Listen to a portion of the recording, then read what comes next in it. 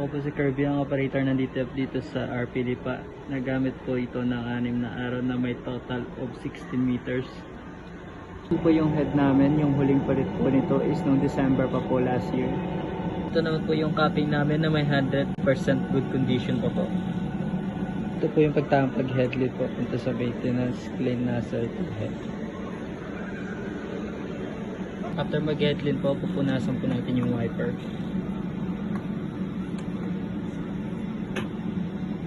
After pupunasan yung wiper po, ina-nozzle test po natin.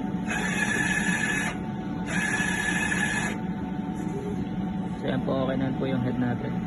Ang system po namin po is tama lang po yung level.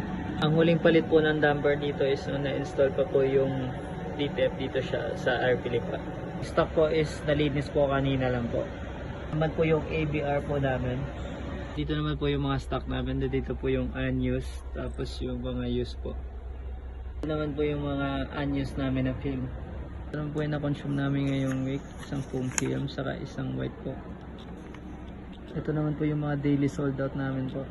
Ito po yung maintenance checklist po namin.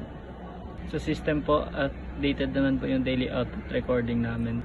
Then yung consumables withdrawal po namin, updated naman po.